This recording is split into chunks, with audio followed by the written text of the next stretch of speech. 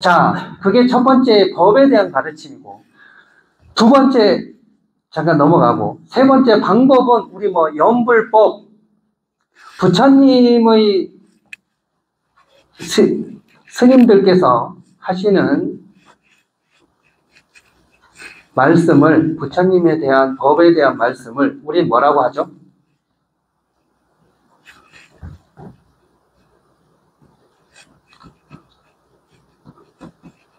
법문이라고 하죠. 법문. 법문이라고 해요. 그때 법법자의 문자, 문자도 한자도 들을 문자가 있고요. 물을 문자가 있고요. 그냥 문자가 있어요. 법문이라고 할 때 법문은 1번일까요? 2번일까요? 3번일까요? 1번은 들을 문자, 2번은 물을 문자, 세 번째는 그냥 문자. 법문이라고 할 때 문자는 다음 중 1, 2, 3번 중에 하나를 택하면 그냥 택하셔야 돼요. 1번, 2번, 3번. 무조건 드셔야 된다. 이 셋 중에 하나 있으니까. 여러분들이 우물쭈물하면 안 돼요. 여러분들은 나중에 사찰문화해설사에서 나중에 사찰을 해설하잖아요. 문화를. 여러분들은 틀려도 괜찮으니까 당당하게 틀리세요. 자신감 있게 틀리면 사람들은 다 맞는 줄 알아요. 그러니까 여러분들만 나중에 다시 이걸 고쳐야 되겠다. 여러분들만 그렇게 생각하시면 돼요. 근데 여러분들이 이건지 저건지 잘 모르겠는데 제가 외우긴 배웠는데 이거 잘 모르겠네요. 이렇게 하는 것보다 차라리 이건 이겁니다. 그런 사람들은 이론이나 논리에 설득되는 게 아니라 여러분들의 확신에 찬 눈빛에 만족을 얻습니다. 아셨죠? 1번일까 2번일까 3번일까요? 3번? 1번. 들을 문자다. 법문할 때는. 두 번째, 물을 문자다. 3번, 그냥 문자다. 역시 사찰문화해설사 분들이 눈치가 있어요. 제가 이거 어떻게 썼죠 이게? 여기 적어놨잖아요. 여기 적어놨잖아요. 그리고 이렇게 이 문 할 때 이 문자는 여시아문에서 경전에서 쓰는 표현이에요. 그리고 증문즉술 할 때 이게 질문하다 할 때 문자는 이 문자를 쓰지는 않고 법문이라고 할 때는 이 문자를 씁니다. 그냥 문자를 써요. 왜? 진리를 모르는 이들에게 진리의 문까지만 데리고 올 수 있다. 법문은. 그 안을 들어가고 안 들어가고는 누구의 역할이다? 여러분들의 역할이에요. 여러분들 제가 지금 이렇게 말씀드려도 잘 듣고 있는 것처럼 보이지만 그 마음속에 스며드는 건 이제 여러분들의 몫이에요. 저는 여기까지만 딱 데려다 드리는 거예요. 그래서 법문, 큰 스님들 법문이다 할 때는 이 문자를 씁니다. 문에까지만 데려올 수 있어요. 우리도 소는 물가에만 데려올 수 있지 물을 먹일 수가 있어요? 물을 먹는 거는 소의 역할이에요. 그래서 법문을 3번으로 씁니다. 이렇게 법문이라고 할 때도 그렇지만 이 방법은 어떤 방법이냐면 우리가 무슨 법 있죠? 염불법, 참선법, 기도법 할 때 이 법자를 가르마, 법이라고 쓰고 이때 또 법자를 씁니다. 그리고 네 번째, 이제 진리를 뜻하는 법. 진리가 돼버렸네. 진리를 표현할 때도 이 법자 씁니다. 무슨 법? 여러분들 배운 법이 뭐 있어요? 어떤 법을 배우셨어요? 교리에서. 우리 앞시간에. 기억나는 거 아까 12처? 18개. 또 어떤 법 배우셨어요? 네? 아까 말씀드렸죠? 틀려도 괜찮다니까요. 여러분들의 자신감 있는 표현. 저는 안 배웠어요! 이렇게 얘기해도 여러분들이 자신감 있게 하는 게 제일 중요하다니까요. 기억이 나지 않습니다. 아, 기억이 안 나요? 아, 적어놓은 건 있잖아요. 엄청 많이 적어놓은, 지금 뭐, 빽빽하게 적어놓은, 그러니까 적어만 놓으면 내 거다, 내 거 아니다? 그냥 문까지만 온 거예요. 적어놓는 건 뭐 열심히 한 것처럼 보이지만, 적어놓은 건 내가 문까지만 들어온 거예요. 들어가고 안 들어가고는 적어놓은 거에서 다시 정리를 하셔야 돼요. 적어놓은 거에서 다시 정리를 안 하면 내가 뭘 적었는지도 모르고 다시 적어놓은 거 찾으려면 혼동스러워. 잘 찾아지지도 않아요. 마치 아까 냉장고에 채소나 음식 막 넣어놓은 거랑 똑같은 거예요. 까만 봉지 싸서 그냥 여러분들 그냥 책에만 적어놓고 덮고 그 다음 주 오셔서 또 펴잖아요. 그렇지 않아요? 그러니까 내가 적어도 뭘 적었는지 잘 몰라요. 다시 펴서 여러분들의 방식대로 다시 정리를 하셔야 돼요. 네. 아셨죠? 네. 그러면 이 진리, 뭐 앞으로 사성제, 팔정도 이런 법, 진리의 법을 이야기할 때 이렇게 쓴다. 그래서 이 법을 불교에서는 부처님 가르침, 존재, 방법, 진리. 우리가 안 한 게 뭐죠? 존재에 대해서 안 했죠. 오늘 할 게 존재에 대한 부분이기 때문에 그래요. 그리고 이미 여러분들은 존재에 대한 부분을 배웠어요. 심지어. 안 배웠다고 말하지 마시고. 존재에 대한 부분이 이따가 나중에 가보면, 아, 왜 그렇게 이야기하는지 아실 겁니다. 자, 일단 법에는 우리가 법이라고, 불교에서 법이라고 쓸 때는 이 네 가지 뜻으로 쓴다. 이거 기억해 두세요. 그리고, 자, 법에는 여러 가지 분류법이 있어요. 여러분들 지금 이제 불법 하면, 부처님 법 하면, 불법승에서 승 빼고, 불법, 이렇게 얘기할 때 이 법은 너무 많은데, 우리가 좀 분류를 해야 좀 쉬워져요. 아, 요건 요거고, 요건 요거고. 이건 이거고, 저건 저거고. 그렇겠죠? 자, 첫 번째 분류법이 이거예요.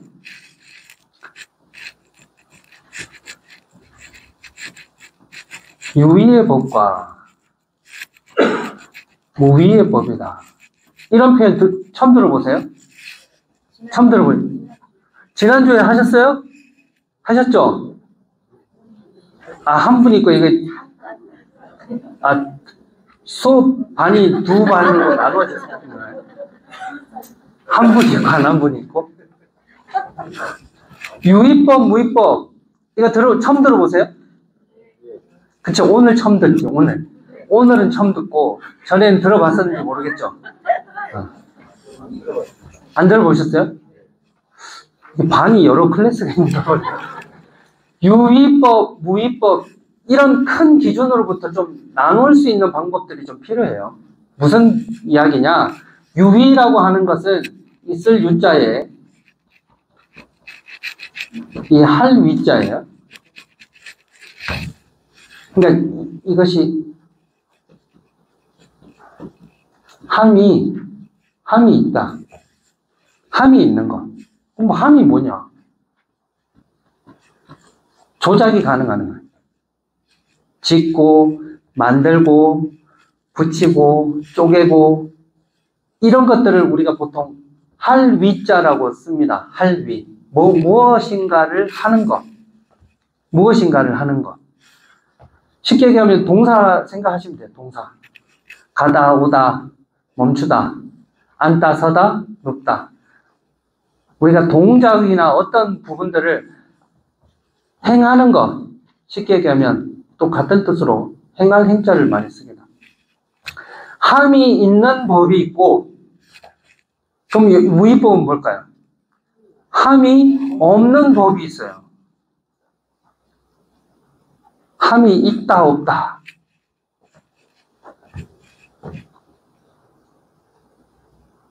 함이 있다, 함이 없다. 이거 지금 큰 기준으로 법을 나누는 방법에 대해서 설명드리는 거예요.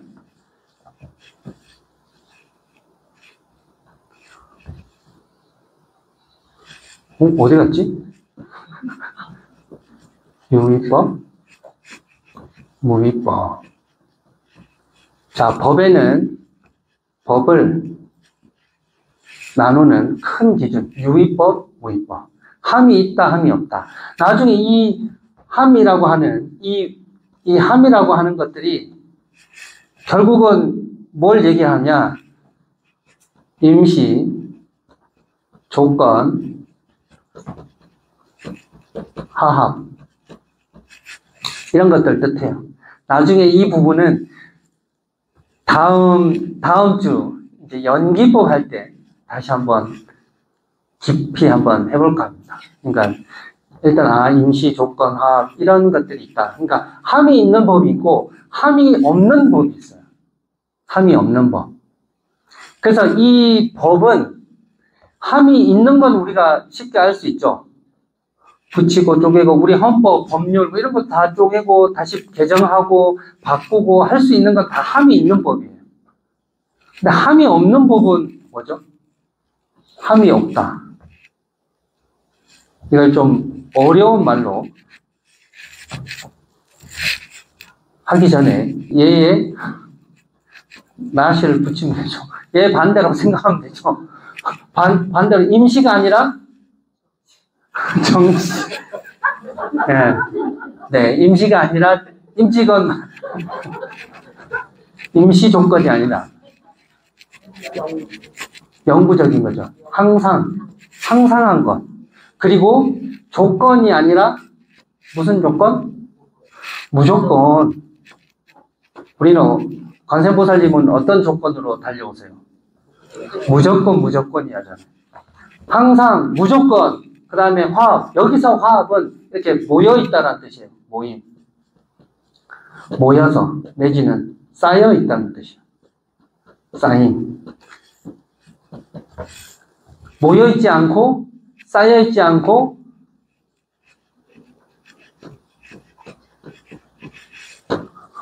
홀로 스스로의 성품, 홀로 스스로 있다. 이런 의미를 지니는 법을 무위법이라고 그래요. 일단 이걸 여러분들이 첫 번째 법하면 가르침, 존재, 진리, 방법 이 뜻을 충분히 이해하시고 나서 처음으로 해야 될 것이 유의의 법이 있고 무의의 법이 있다는 걸 구분하셔야 돼요. 이걸 구분 못하면 나중에 혼동이 돼요. 왜 혼동이 되냐 하면 나중에 또 설명드릴 테지만 이게 완전 반대죠. 지금. 우리가 지금 하고 있는 법들은 무위법이 아니라 우리가 공부하는 거의 모든 법은 유위법이기 때문에 그래요. 근데 무위법을 알고 있어야 돼요. 무위법은 항상 무조건 스스로 성품을 지니는 그런 법을 무위법이라고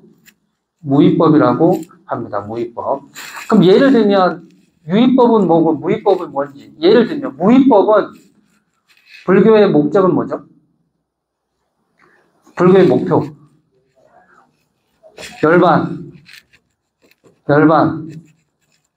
해탈. 우리가 가고 싶은 곳. 근데 껄꼬닥 하면 가고 싶은 곳. 피안, 극락. 이런 곳들은 다 무의의 법이에요. 불교의 거의 목표죠. 해탈, 열반, 무의, 극락. 이런 것들은 다 무의의 법이 작용되는 불교의 용어예요. 그리고 지금 우리가 하려고 하는 것들. 이게 뭐예요? 우리가 지금 배우려고 하는 것들. 여러분들 이런 거 배우셨잖아요. 12연기, 12처, 18개, 그리고 오늘 배우려고 하는 5온, 나중에 66법, 75법, 무의 100법, 이런 것들. 그리고 더 나중에 사성제, 팔정도, 이런 것도 다 무슨 법이에요? 이런 걸 전체 다 합쳐서 그냥 우린 유의법을 배우는 거예요. 유의법을. 우리가 말하는 부처님께서 말씀하시거나 이러하는 법들은 다 유의법이에요. 자, 이제 구분하시겠죠?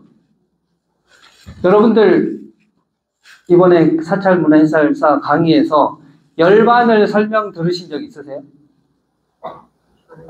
극락에 대해서 설명 들으셨어요? 해탈에 대해서 설명 들으셨어요? 깨달음은 뭐다? 이런 거 설명 들으셨어요? 여태까지 쭉 지금 몇 강째인가요? 한 10강, 아니 한 6강 하셨죠? 그 6강 중에 나오시는 스님이시나 이런 분들이 이런 거에 대해서 설명해 주신 적 있다 하시는 분 들은 적 있다. 아, 이분은 깨달음에 대해서 설명하셨고, 이분은 해탈 열반에 대해서 설명하셨고, 이 극락에 대해서, 피안에 대해서 설명 들으신 거 있으세요? 깨달음에 대해서는 말씀하신 것 같은데 저희는 잘 느끼지 못했습니다. 그럼 안 들은 거예요. 지금 없는 건 안 한 거예요. 그냥 안 한 거예요. 왜 이게 중요하냐? 우리 아까 이제 존재에 대한 부분에서 다시 할 텐데, 불교에서는 12처 18개도 하셨을 텐데, 이때도. 우리가 인식하지 않는 건 없는 거예요. 불교에서는. 내가 인식한 것만 있는 거예요. 그래서 아까 이제 다시 존재에 대해서 다시 말씀드릴 텐데, 불교에서는, 그래서 어떤 분들이 이제 불교를 인식론이라고 표현하기도 합니다.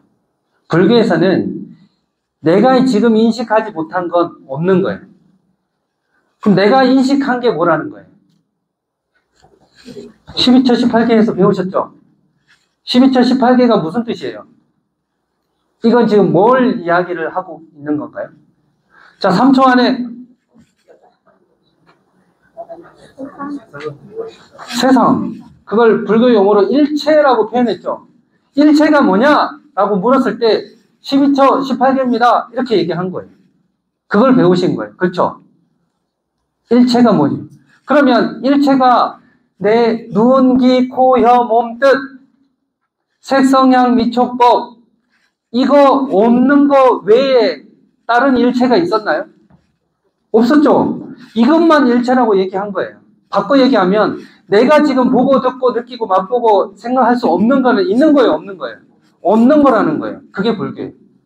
그래서 불교는 인식의 종교다 이렇게도 표현합니다. 부처님께서는 그런 건 없는 거예요. 내가 지금 외계인이 있어요, 없어요? 난 외계인이 있다. 아니, 문화 사찰 해설하는데 막 이상한 거 보이면, 저 외계인 아닌가요? 오늘 제가 사찰에 와서 저렇게 신기한 일이 생긴 건가요? 하면 여러분들 뭐라 하실 거예요?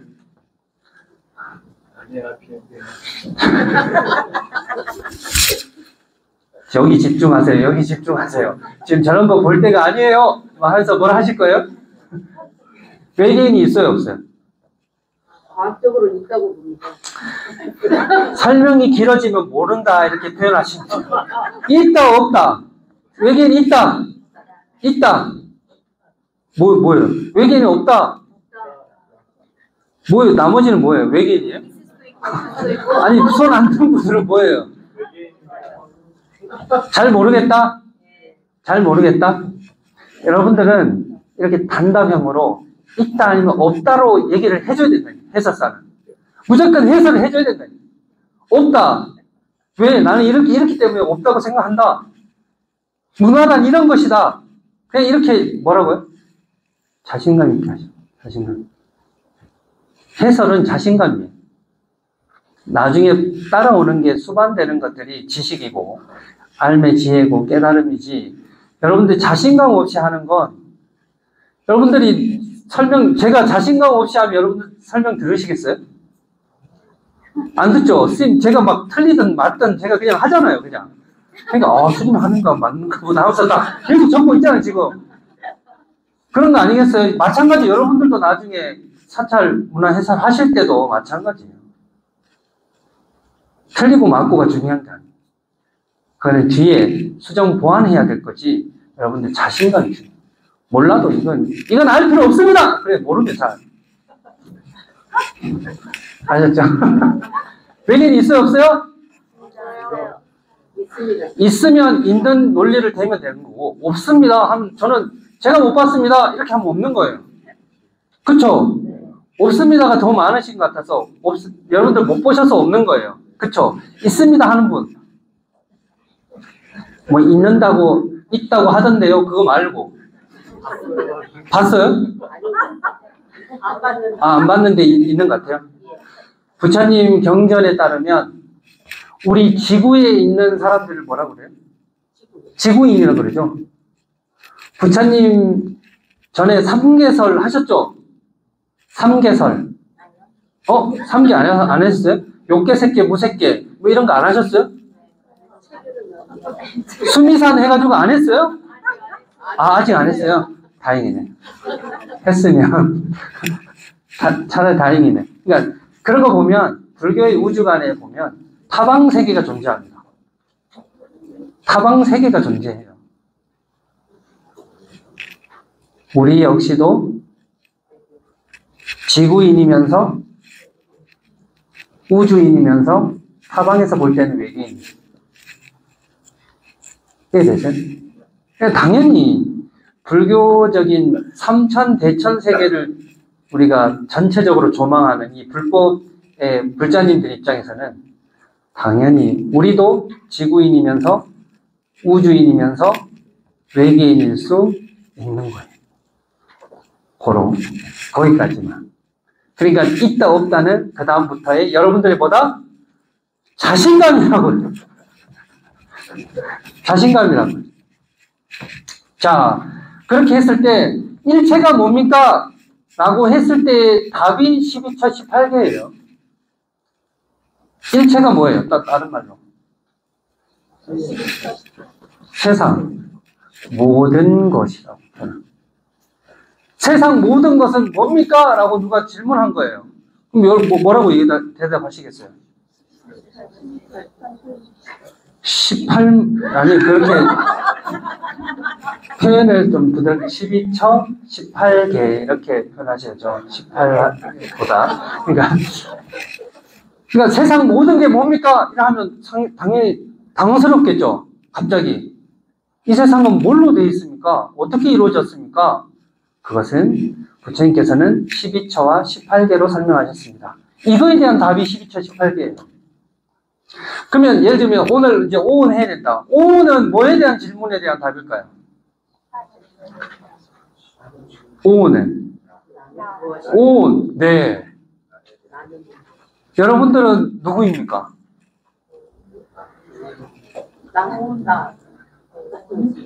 여러분들은 누구예요?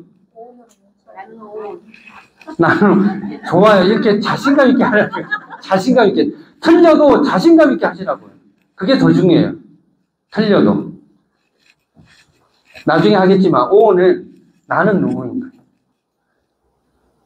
바꿔서 나는 무엇일까? 나는 왜 태어났나? 나는 뭘 해야 되나? 이런 거에 대한 질문에 대한 답으로 부처님께서는 오온을 설명하신 거예요. 그러니까 당연히 오온을 12처 18개를 배우면 뭘 알 수 있어요?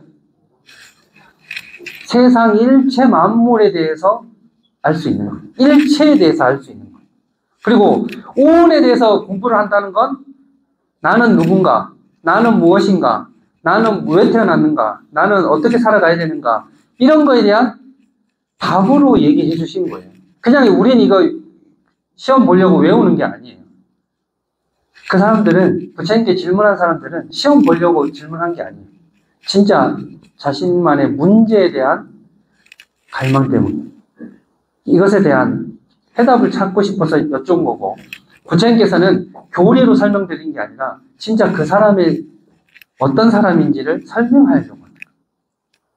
그렇게 우리는 교리를 받아들이셔야 돼요. 아셨죠? 자, 그러면 첫 번째 법에 대해서 유의법과 무의법이 있는데, 첫 번째, 무의법은 설명이 가능하다, 안 가능하다? 가능하다 쳐도 우리가 알기 쉽다, 어렵다? 여러분들이 어렵다 하는 건 이걸 어렵다고 하는 거면 이해가 돼요. 근데 여러분들이 어렵다 하는 건 뭐예요? 유의법을 어렵다 하는 건 공부를 안 해서 그런 거예요. 이해되셨죠? 내가 어떤 상태인지를 아신 거죠? 보통은 이게 어렵다고 해야 되는 거예요. 왜? 이거는 어떤 표현인 거니까. 이런 것들은. 열반, 해탈, 극락, 이런 것들은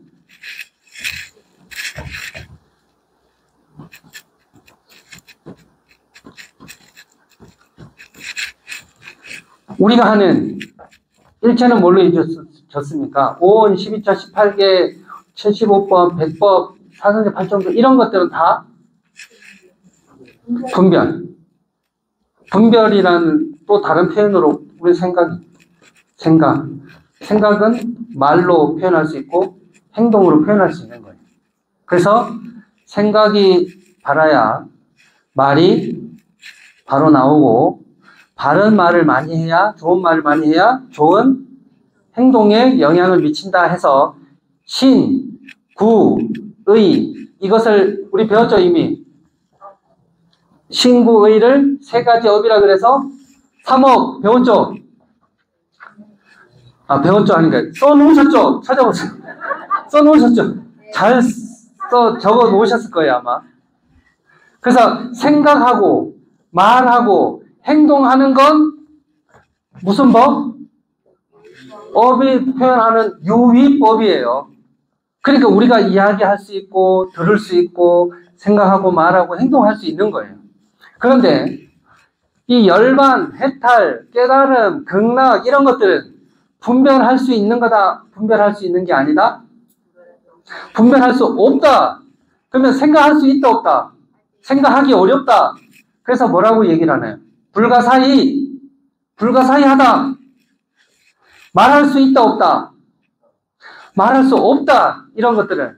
그래서 언어의 길이 끊어졌다. 말로는 표현할 수 없다. 이렇게 표현하고. 행동할 수 있다 없다. 행동할 수 없다. 이렇게 표현하는 표현들인 거예요. 그래서 우리가 일단 첫 번째 유의의 법과 무의의 법을 구분하셔야 됩니다. 우리가 지금 배우는 건 다 뭐다? 유의의 법이라는 거예요. 근데 우리가 유의의 법을 배우는 이유가 뭐예요? 무의를 알기 위해서 하는 거예요. 무의를 알기 위해서. 그렇게 일단 구분하실 수 있어요. 그래서 우리는 지금 해탈, 열방, 고통에서부터 벗어나고 극락하고 피안으로 가고 저 세계로 가고 싶은 마음이 있는 거 아니에요? 그러기 위해서 우리가 지금 이 법을, 유의법을 공부하고 있는 거예요. 근데 이 구분조차 못하면 이게 이건지 저건지 뭐가 어려운 건지. 어려운 건 뭐라고요? 이게 어려운 거예요. 얘는 유의법은 익숙하지 않은 거예요. 무의법은 어려운 거예요. 유의법은 익숙하지 않은 거라고. 익숙하지 않기 때문에 뭘 하면 돼요? 익숙하게 하면 돼요. 지금 익숙하게 하잖아요. 지금 힘들지만 막 억지로 허리 펴고 막 눈 감기지만 눈 떠 있고 이렇게 하는 게 지금 익숙하게 만드는 중이에요, 지금. 그래서 여러분들은 뭘 하셔야 된다고요? 제일 중요한 건 사찰문화 해설사에 가져야 될 최고의 덕목! 자신감! 틀려서 뭐 다른 거 얘기했어도 괜찮았어요. 자신감만 보여주시면 된다니까. 다 소용없어요. 뭐 이런 거 다, 어차피 다 몰라. 이건 몰라요! 저거는 알 필요 없어요! 저쪽으로 가지 마세요! 이렇게 얘기하면 된다고요. 아셨어요? 간단해요, 사람은. 그래, 복잡하지 않아요. 우리도 그렇게 안 복잡하잖아요. 알면 안다, 모르면 모른다? 내가 알고 있는 거에 대해서 확실히 이야기해 주시면 돼요. 모르는 건 모른다. 알 필요 없다. 내가 나중에 알아서 다시 설명해 드리겠다. 그러면 되는 거예요. 거기에서 주눅 들거나, 저도 잘 용어가 배우는데, 이렇게 하면 끝난 거예요. 아셨죠? 네. 그래서 일단 유의무의법을 잘 구분하는 것이 중요하다. 첫 번째. 그런 것과 비슷한 용어가 또 하나 있어요. 여기서 유의법과 무의법처럼 우리가 또 많이 쓰는 용어 중에 하나가 유루법, 또 무루법 이런 표현도 써요. 여기선 위자는 아까 함이 있다 이런 뜻이었죠. 이 위자가 무언가를 하다. 이제 짓다 이런 의미라고 본다면 또 하나 이 루자는 똑같이 쓰는데 루자는 이건 셀 루자예요. 뭐가 다 새어나간다. 우리 누수 이런 게 있죠. 물이 새어나간다. 물이 새는 걸 누수라 하잖아요. 발음이 안 좋나? 누수. 그쵸? 네. 새어나간다는 거예요. 뭐가 새어난다는 거예요? 샘이 있다, 샘이 없다. 여기서 새어나가는 게 있다, 새어나가는 게 없다. 새어나가는 게 있다라는 건 뭐예요? 계속 순환되고 흐르고 변하고 바뀐다는 뜻이에요. 계속 번뇌가 계속 일어나고 망상이 계속 일어나고 계속 변하고 바뀐다는 뜻이에요. 셈이 없다라는 뜻은 뭐예요? 딱 고여 있는 거예요. 항상하다라는 표현이에요. 셈이 없는 거예요. 그러니까 변함이 없는 거. 그럼 항상하다라는 뜻에서 무르법. 아까 그래서 유의법과 무르법은 같은 의미로 쓰고 유의법과 무르법은 같은 또 의미로 써요. 그렇게 할 때도 계속 이 법이라는 표현을 씁니다. 이거는 기억하시겠죠? 유의법, 무의법, 유르법, 무르법. 자, 그럼 만약에 예를 들면 법이라는 표현을 안 쓰고 우리가 좀 많이 쓰는 표현으로 이렇게도 쓸 수 있어요. 유루, 복, 무루, 복. 이건 자, 응용이라고 생각하시면 돼요. 응용.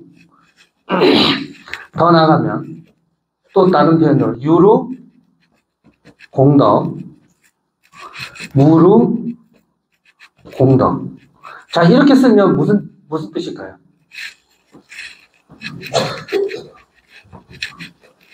자, 이건 응용 문제. 자, 아까 복이, 여기는 복복자 쓴 거고, 여기는 공덕이라고 표현을 쓴 거고. 한때 유자가 뭐가가 있다라고 하는 건 다 뭐가 가능하다는 거예요. 올라가고 내려가고, 있다가 없다가, 항상 바뀌는 변화가 있다는 거예요. 계속 이 유자라는 건 공통적으로 보면 복도, 공덕도 많이 지을 수도 있고 적게 지을 수도 있고, 돈이 있다가도 없을 수 있고, 사람을 만나다가도 헤어질 수 있고, 여기서 말하는 다 유의 공통적인 그런 것들이 있다는 거예요. 결국은 이 뒤에가 뭐가 오든 법이라고 했을 때는 뭐가 있다는 거예요? 변화가 있는 건 전부 다 유자를 씁니다. 불교에서. 그럼 이 뒤에 있는 거는 무라고 하는 건 뭐가 없다는 거예요? 변함이 없다는 거예요. 변함이 없다. 이런 법을 배우는 거예요, 우리가. 그러면 복도 변함이 있는 복이 있고 변함이 없는 복이 있죠. 공덕도 유르의 공덕이 있고 무르의 공덕이 있어요. 여러분들은 어떤 공덕 좋아하고 어떤 복을 좋아하세요? 자, 지금 잘 구분하셔야 돼요. 나는 요즘 힘들기 때문에 로또라도 나 맞았으면 좋겠다 하시는 분. 자, 그러면 그 복은 유루복이에요, 무루복이에요? 유루복은, 자, 로또는 유루복이다, 무루복이다? 유루복이다! 아니, 나 무루복이다! 자신이 있어서 좋았어요. 틀렸지만. 로또는 유루복이에요. 왜? 금액도 계속 바뀔 수 있고, 될 수도 있고, 안 될 수도 있고, 막 그럴 수도 있는 거잖아요. 그리고 돈이 들어왔다가도 돈 들어오면 어떻게 돼요? 다 나가죠. 들어온 만큼 또 나가죠. 그런 것도 유루복이라고 해요. 공덕도 마찬가지예요. 우리가 불교에서 사찰에서 짓는 복도 다 유루복, 유루공덕을 많이 짓습니다. 여러분들 보시하는 거, 불전함에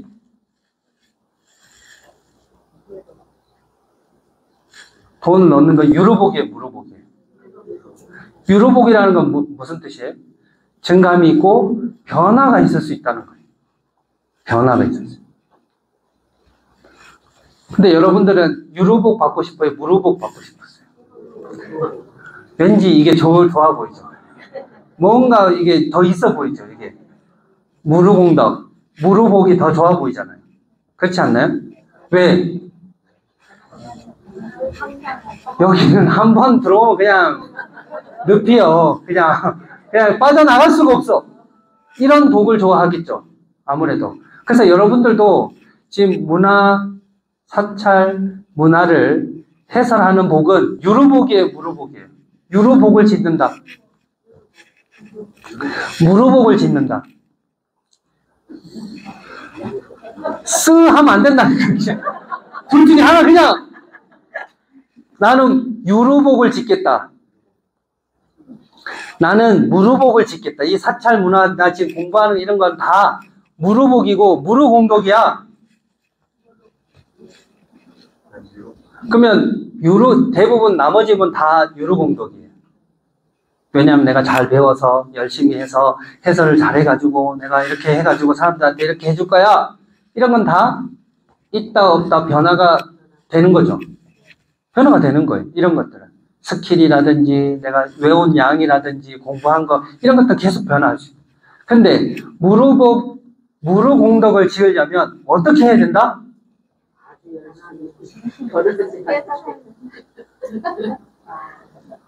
이게 중요한 거예요. 이게 중요한 거예요. 지금 우리가 공부 이렇게 지금 이 밤에 지금 퇴근하고 와가지고 지금 이렇게 열심히 하는데 그냥 유로복만 지으실 거예요?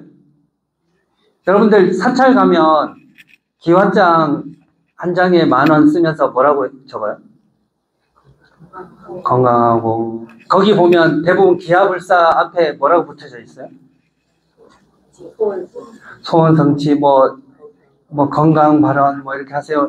여러 가지 표현 문구가 있는데, 많은 사찰에서 이렇게 씁니다. 한 가지 소원은 이루어집니다. 이렇게 많이 문구를 적어 놓고 있고요. 한 가지 소원은 꼭 이루어집니다. 하거나, 특히 이제 기하불사 앞에 어떤 문구가 적혀져 있냐면, 이 기와장 한 장 쓰시면, 세세생생 집 없는 고통에서 면할 수 있다. 이건 무슨 복이에요? 여러분들 그냥 로또 한번 그냥 왕창 끌어당기고 그냥 가실래요? 아니면 세세생생 파도 끝이 없는 화수분 같은 그런 공덕을 심으실 거예요? 당연히 무로공덕을 짓고 싶으시겠죠? 그럼 이 방법을 알아야 돼요. 그 방법을 설명해 주시는 분이 누구다? 해설사다. 그걸 여러분들이 알아야 이걸 설명해 주는 거예요. 그냥 저기 좋으니까 가서 기와 한 장 쓰고 가세요. 여기 불사를 해야 되니까 같이 좀 도와주세요. 이렇게 하는 건 다 유로복이에요. 유로의 공덕이에요. 좋은 마음을 냈지만. 그렇지 않겠어요? 그러니까 여러분들이 해설사의 임무가 막중하겠죠. 여러분들도 유로복과 무로공덕을 지어야 되는 거고 사람들에게도 그런 해설을 해드려야 되는 게 진짜 해설이에요. 그냥 내가 아는 지식 외워가지고 그냥 알려주는 거 그거는 하나의 방편이고 실질적으로 여러분들도 이걸 지어야 되고 사람들도 다 이렇게 하게끔 만들어주시는 게 여러분들의 역할이에요. 그러기 위해서 첫 번째 가져야 될 거? 자신감. 못 먹어도 고! 네.